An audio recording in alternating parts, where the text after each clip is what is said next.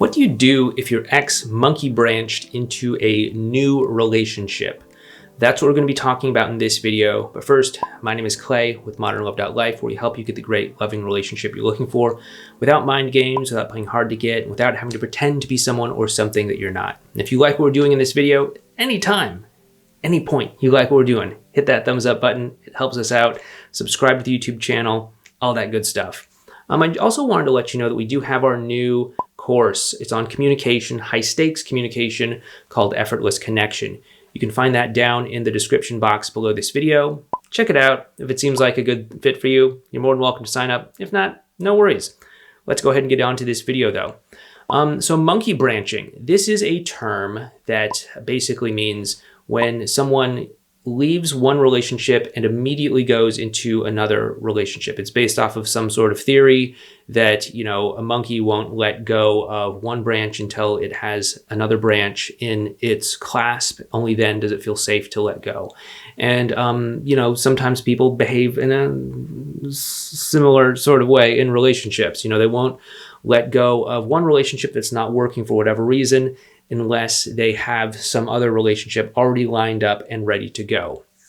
So what does it mean if this happened with you and your ex? You know, basically they were together with you and then they monkey branched into a new relationship with someone else. Well, first of all, obviously this is a sign of a rebound relationship. Now, you probably don't need me to tell you this, but rebound relationships have a whole set of problems and issues and challenges. It's very well known. It's probably a rebound relationship. We have a whole video series on rebound relationships, by the way. You're probably going to want to check that out. It's right up there. You can just click on that and it'll start up and it'll tell you about all the ins and outs of rebound relationships, like displacement, how to tell if it's a rebound, how to tell if it's not a rebound, all sorts of stuff. Rebound relationships are incredibly fascinating and strange when it comes to human behavior.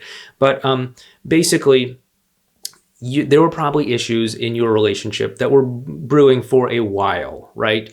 Your ex isn't just going to leave one relationship and go to another relationship just because. There's obviously something in the relationship that they had with you that was not satisfying for some reason. Maybe it is that you even know what that might be. Maybe you know that it was because of some sort of challenge that you had, some sort of conflict that you had, some sort of thing that never really got resolved all the way, some sort of hurt feelings from the past. I don't know.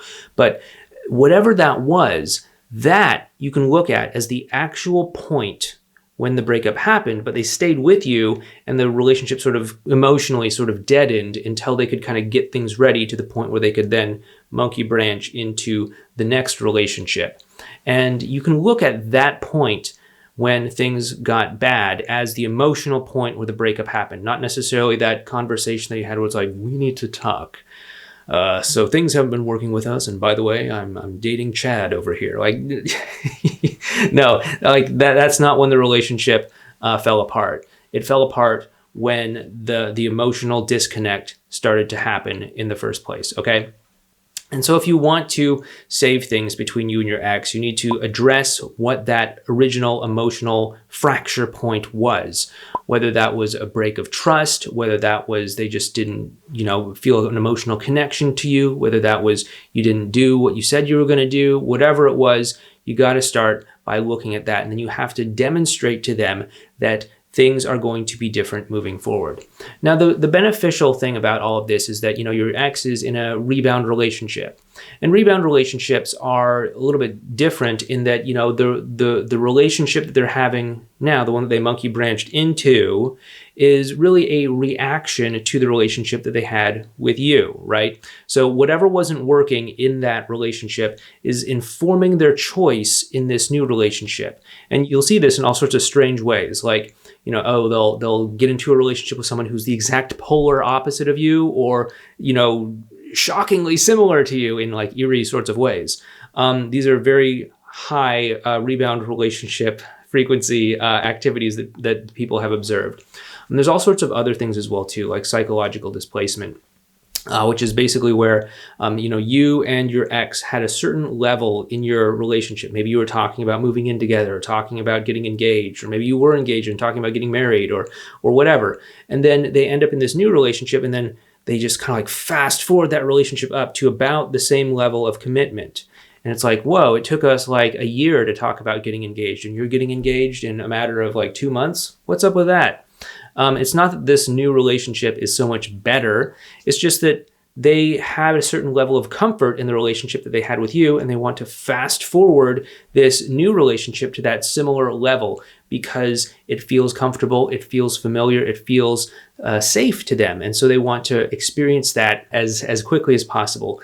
And in that respect, it is like the same relationship, just with a different person. It's a really, really weird thing. Once again, you can find information on that in that video playlist in the cards that I mentioned. But basically, if you do want to get back together with your ex, you're going to have to leverage what we call the decoy strategy.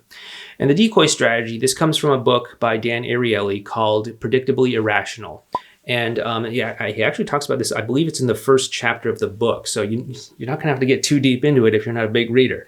But basically, he says that the mind has a difficult time comparing two very different people.